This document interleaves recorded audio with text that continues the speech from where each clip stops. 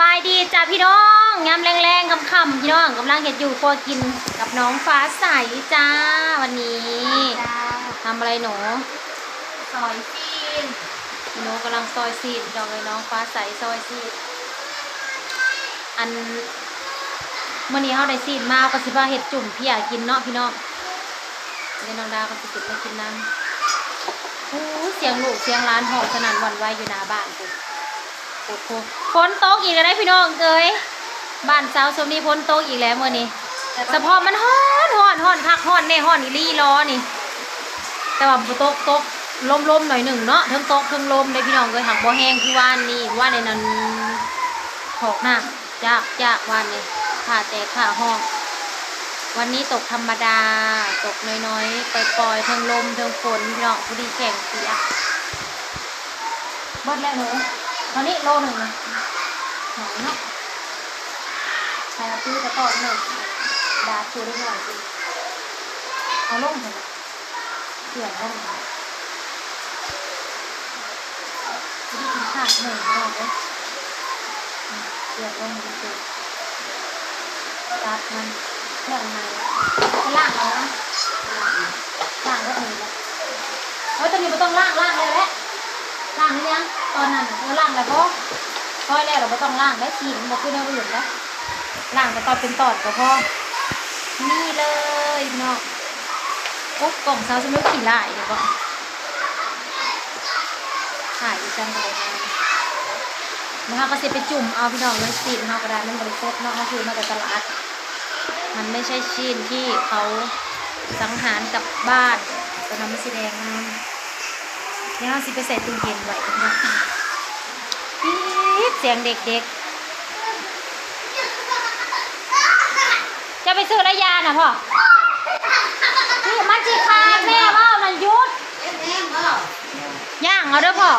ใหญ่ซีพลาดพี่น้องเลยเจ้าพลาดในไซพ่ออันอยู่ลุ่มแล้วอยู่เทิงเอาเขาดูฟ้าค่อยๆกระเจ็บพลาด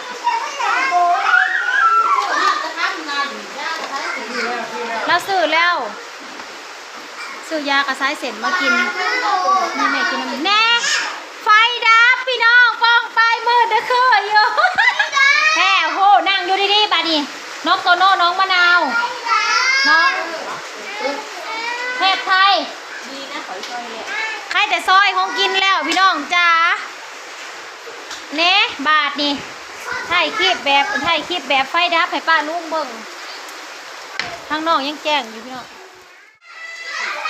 เน่มาแล้วเสียงเพิ่นมาเลยเงียบๆนะลูกไม่ใหญ่สิเมื่อยโอ้ยปวดหัวน้ำลูกน้ำเต้าลูกหลานนี่4 คนมาคือน้องอึ่งคักแต่นอกบาทนี่เนาะตกบ่แห้งปานใดพี่น้องเอ้ยเด็กกูดีนะใบทางแต่กะสิตกเรื่อยๆนั่นแหละเบิ่งสิให้สบายดีป้าลุงก่อนดิไว้ป้าน้องมะนาวพี่โล4 คนก็ซ้ำศูนย์เลี้ยงเด็กไม่ใหญ่แก้วแล้วสิเมื่อยตื่มผู้อาบน้ำแล้วก็มานอนอยู่คุณแม่บาสินอนพักก็บ่ได้พักแตกสดๆเป็นน้องอึ่งมักพริกดิบที่พี่น้องอาหารมื้อนี้ป่นปลาทูที่ใส่ป่นใส่ข่าพี่น้องป่นใส่ข่าข้าวปิ้งปลาทูปิ้งข่าปิ้งแล้วก็พริกชีปิ้งแบบแล้วก็นี่จะเป็นผักพี่น้องผักชีลาวผักชีไทย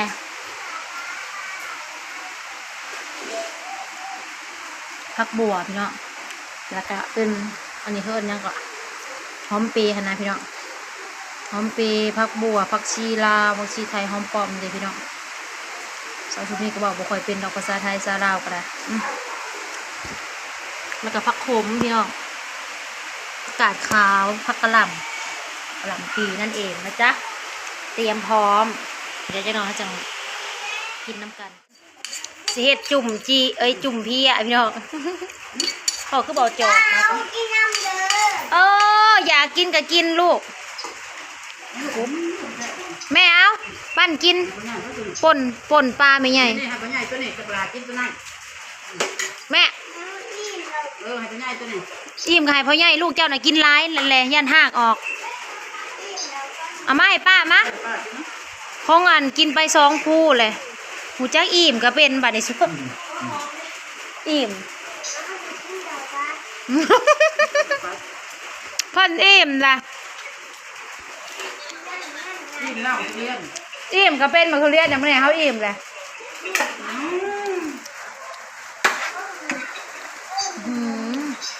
บริตองกับบ่พอบตองบ่ก็มีให้แล้วเนี่ยตองปลาแดกนั่นเด้เพี้ยเฮ้ยโอ้ยอันนั้นละน้ำขี้งัว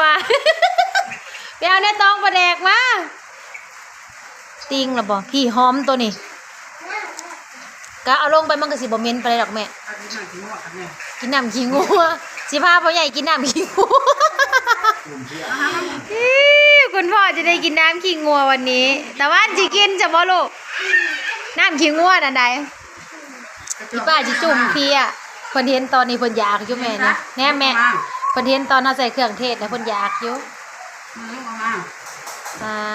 พี่น้องกินลูกกินใครหยิบบอกให้กินลูกมาเอาเบิ่งด้วยกินบ้างนี่ไม่ถูกนี่สิวะมาดูน้องดาวนั่นรถบ่จุ่มลงหมดแล้วจุ่มพ่ออย่าจุ่มไรเอาซ้ำจะคล้องสิเอามันสิแข็งลินยังโอ้ยับออกลูกพ่อใหญ่ก็จุ่มบ่เป็นซีนเจ้าน่ะลายอยู่อีพ่อเขากองไว้หายในหันนะ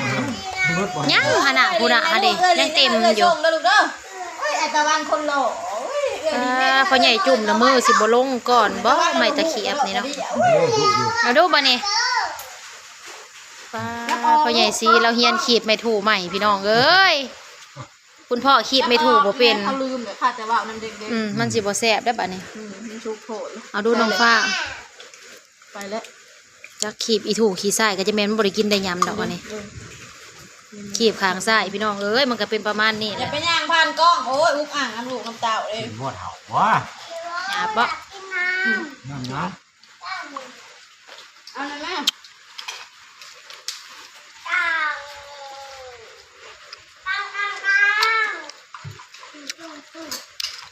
ว่าชิ้นย่างไปอีกห่านหนึ่งง่ายนะผัดเกิน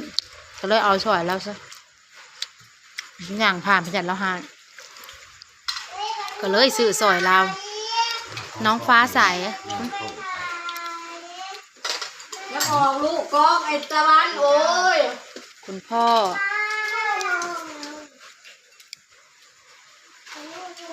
เป็นอะไรก็เดี๋ยวนี้นะเหี่ยงใส่เหี่ยงครัวอยู่แซ่บหรือบ่แซ่บมันคือบ่เห็นโผดเห็นเผ็ดจักเถื่อบ่พี่น้องป้องไปนั่นแหละมันเป็นยังมันยังบ่โผดหมอสิตายแล้วบ่ห่อนละตัดแต่เก่ามันคือบ่ได้ตัดได้ปุ๊เนาะมันเคยเป็นอยู่จนเขาปิดเองคือจังหวะ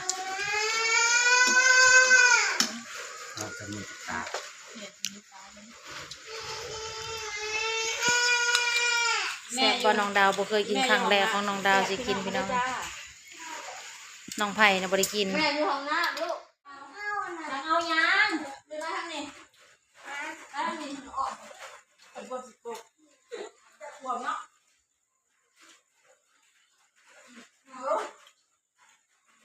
แล้วหมอมันเป็นยังไงปวดบุกนั่นเด็กกินนั่นเด็กมันไม่ปวดเลยมันปวดทุกเลย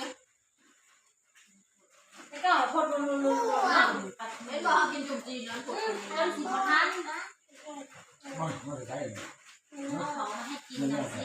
หรือบอกคนผลมาดู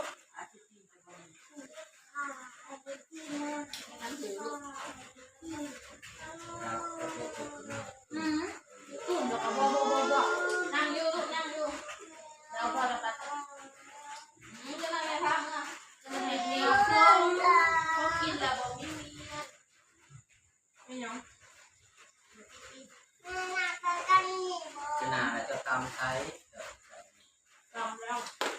ซี่แบบ บอกบริโภคกันนะบ้านเนี่ย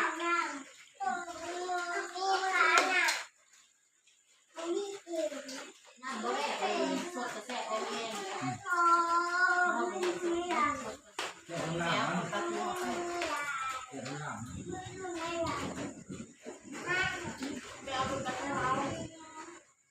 มันโหดฮะฝากกระหอบ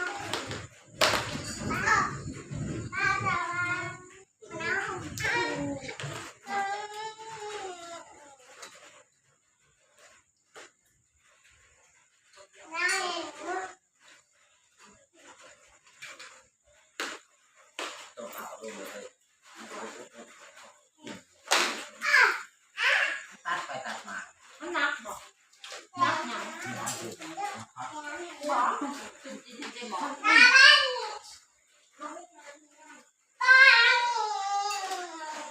ตั้งอีกบาทมันเป็นเคยเป็นอยู่ในที่จะทำถึงจะเล่นเมื่อเราเล่นเอาเมื่อไหร่เมื่อไรโกปาในสลิดบอกว่าโกงทำแห้งหักอ่ะลงเนื้อเลยเนี่ยค่ะความดันเครื่องวัดการหาพวกโกงไว้ในสลิดจำกันก็ด้วยสื่อปุ้ยมาซ้อสอบตาไปถ่ายรูปลืมพักลืมแน่